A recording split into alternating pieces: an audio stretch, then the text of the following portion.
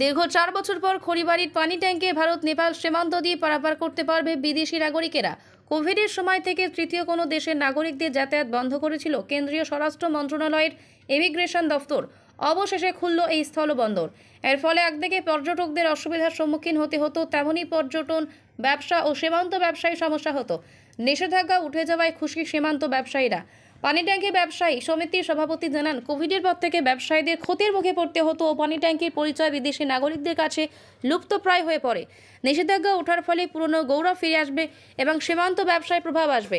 পর্যটন ব্যবসায়ী সম্রাট সান্যাল জানান, পর্যটন শিল্পের জন্য ভালো খবর।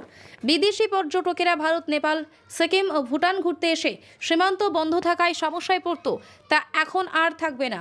এর মাধ্যমে ভারত ও নেপাল দুই দেশের পর্যটন শিল্পের নতুন জোয়ার আসবে। এটা দুই দেশের জন্য ভালো খবর। তবে জেলা পুলিশ সুপার প্রবীণ প্রকাশ জানান, ব্যুরো অফ ইমিগ্রেশন থেকে নোটিশ এসেছে, কোভিড থেকে বন্ধ ছিল, এখন খোলা রয়েছে। ওটা আমাদের কাছে চিঠি এসেছে ব্যুরো অফ ইমিগ্রেশন থেকে, তো খোলার জন্য। তো ওটা আফটার কোভিড বন্ধ হয়ে গেছিল। হ্যাঁ, পুরো খোলা আছে।